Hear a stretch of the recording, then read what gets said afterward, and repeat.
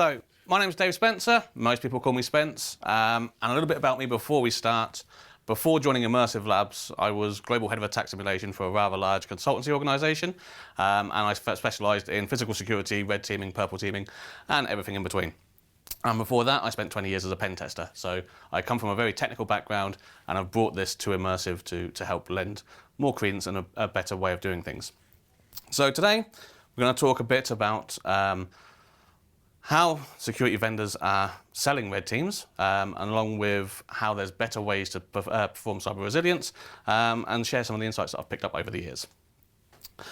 So the first thing to point out is, I don't know how often you see these, but every week on LinkedIn, I see something like this, where they say, well, this is the difference between red teaming and pen testing. Now, most of it is rubbish. When you look at this, everything under that red teaming banner could be a pen test, and a lot of the times it actually is. Most red teams out there at the moment are just rebadging old pen tests, running automated tools. And so what I decided to do was sit down and work out what actually is a pen test versus what is a red team. And there's only really one key difference, one thing. You don't need to worry about all of these things. If it isn't assessing your SOX detection capabilities, it's not a red team. Anything else is a pen test, I guarantee you. And I hate to say it, but we see a lot of this stuff going on at the moment. When we look at red teams, though, we are looking at three key areas of when they're actually most beneficial to an organisation. So the first of those is when you have like a regulatory requirement. Now, I used to love doing the tribal ones. There's obviously CBEST, which are run by the Bank of England. I'm sure you're all familiar with those. You've got FEER over in the Middle East. You've got CORI and AASE over in APAC. They're all really good, really useful, and you're going to do them because, well, the regulators to say you've got to do them. So that's the main reason for doing those ones. And the good news about those is obviously they're backed by experience or certifications. So people, you know you're getting a good red team when you go through one of them.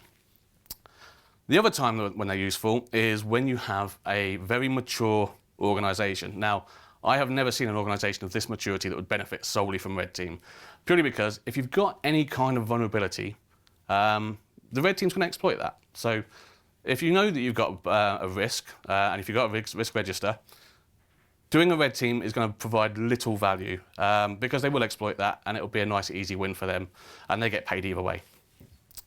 And the third one, and this is one that I've always loved doing, I've done a fair few of these now, which is when the CISO has a smaller budget than they would like, and they need to prove a point. So this could be the board has restricted or cut the budgets, and they need a way of showing that what they're doing matters. And they would call us in, and we would go to town, utterly destroy the organisation, prove the worst things that could happen, and then they take that to the board and say, well, this is why we need to have a bigger investment. And that's great. That's the sort of things where red teaming is really useful. What stops it being useful outside of those use cases is kind of very, very simple. The first and foremost, they are very resource intensive. So a red team is typically going to be in the months to conduct properly, and they cost a lot of money. We used to do nothing less than 100K for a red team, and that's for your bare minimum. If you're doing some of the regulatory stuff, they're taking 3 or 4 months. They're costing around sort of $500,000 price point. So they're very expensive. They also have a tendency to cause a problem, because if you've got a SOC and you're paying professionals to come and prove that they're not doing their job, you're not going to make any friends. So we've seen this a fair few times where the SOCs get quite angry once they find it. And fair play to them. I don't blame them. I'd be exactly the same. The other things are obviously the weak follow-up and the limited scope. So the weak follow-up, taking a 200, 300-page report and trying to turn that into actionable insights from a team that have done a great job of compromising you but know nothing about your business, again, is very kind of useless. And the limited scope and insufficient business focus.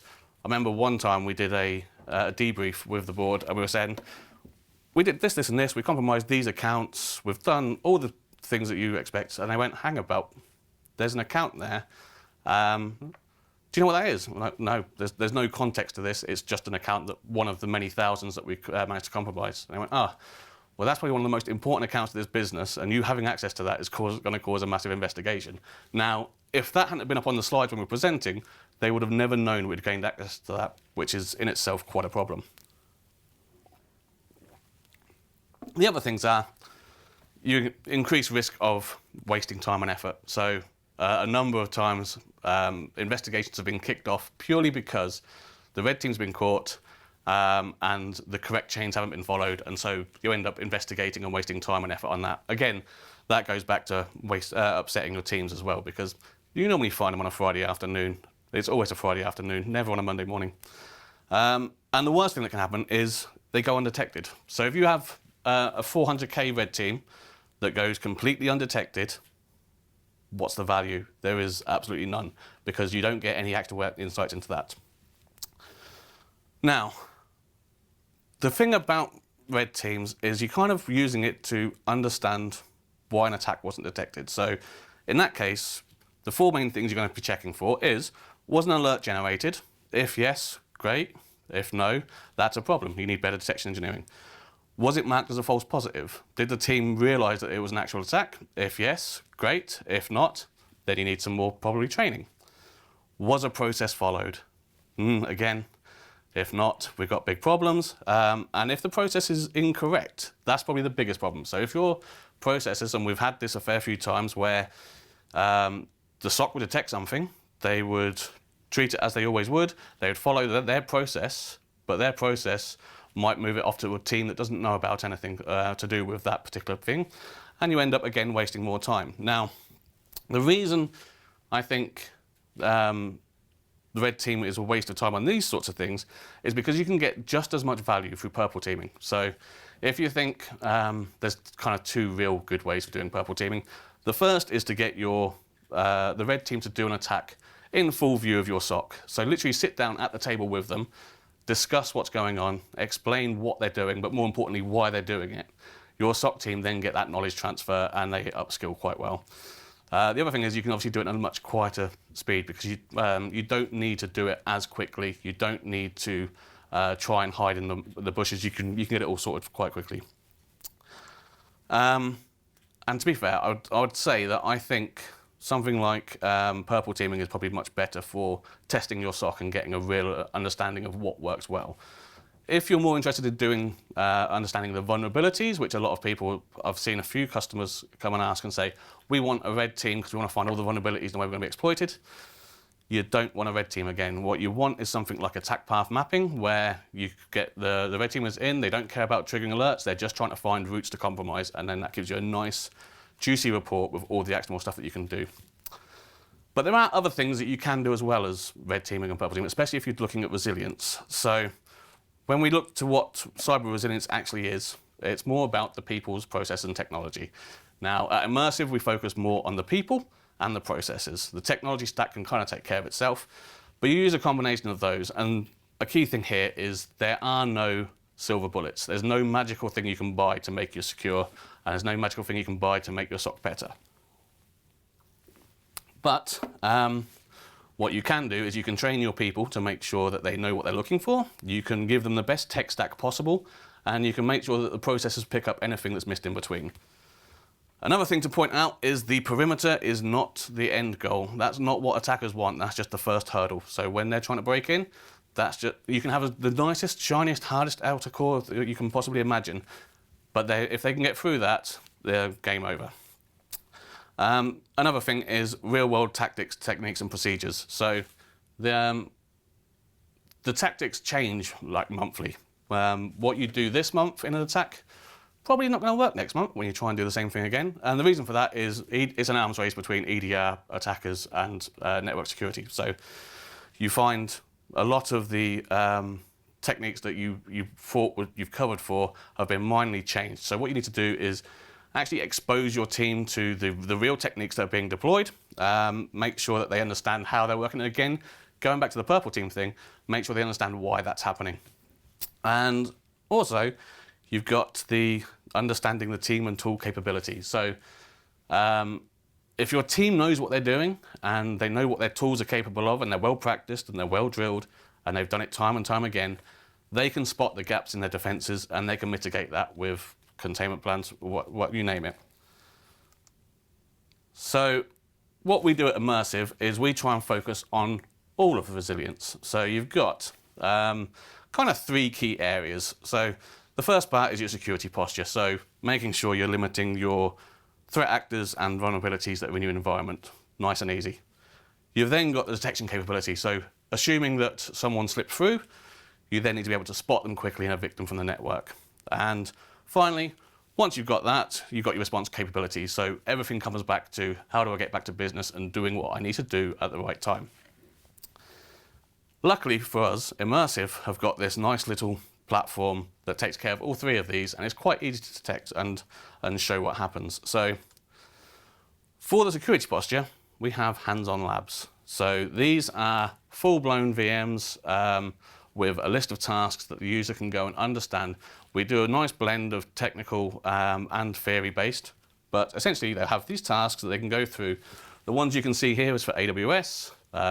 We do labs on Sentinel. We do labs on all parts of the security teams. And you can apply that to lots of different people within your organization. So it could be for your security professionals, it could be for your pen testers, most likely it could be for your developers. AppSec is a huge thing right now. But you can actually improve the entire workforce. So we have things all about phishing, like the common entry points, the stuff that it's easy for us to know as security experts, but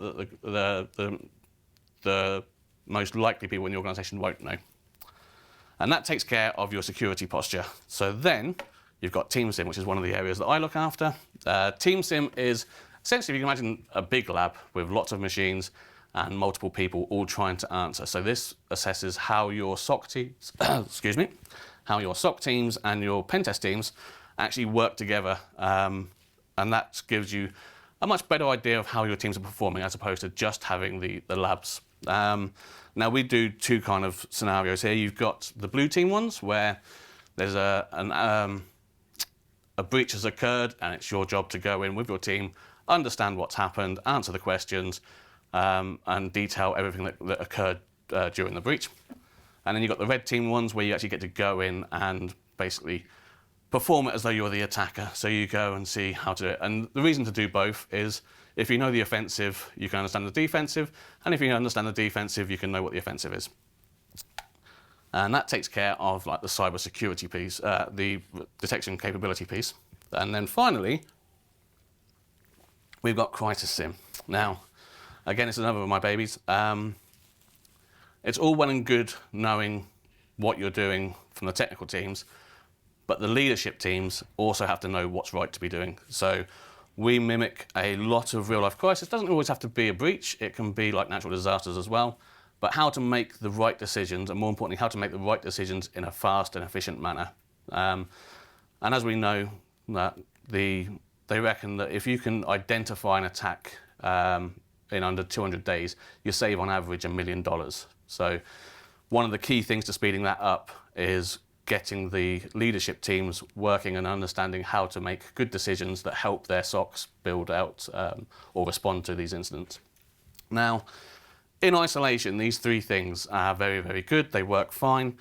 But there is a piece that's missing there as well, which is this internal communication part. And so what we've done to do that is we've run cyber drills. Cyber drills are essentially bits of each of those. So you'd end up with your workforce doing labs to understand the security, understand the tooling. You'll do a team sim that looks at maybe an attack that's happened and the investigations, and that feeds into the crisis sim. Now, the reason we do this is because it doesn't matter how good your individual teams are, a lot can get lost in the communications between the two. And that's the bit that the drills aspect works out. So we divide it into two parts. So you've got your prepare and your protect. So this is your doing your labs, understanding your security, making sure your people are best equipped with the right tooling, the right experience. And then on the right-hand side, you've got your detect and respond. So you have your crisis management teams, your execs or your board, making decisions that are fed to from the technical team exercises. So I remember one of the last engagements I did before leaving and joining Immersive, there was, this is quite scary, there was a team had breached and had gained access to the Swift network. And the decision that the SOC had taken was to shut down the Swift gateway. Now, you can imagine that didn't go down well, but they had the power to do it. They had their fingers on the button. if the lead hadn't told our CISO what was going on, they would have turned it off and crippled the business. But things like that come out when you start doing these things, because what happens is you do the technical exercise, your leadership team are telling the SOC, yes, you can do this, this, or this, but you definitely don't do that. And it just makes the whole thing that much more realistic. And the key thing on this is the more you do this, the quicker that decision making comes, the better able you are to respond, and the quicker you are to identify and remediate attacks. And I think, oh, that was quick. 20 minutes. So yeah, thank you for listening. Obviously, if there's any questions, feel free.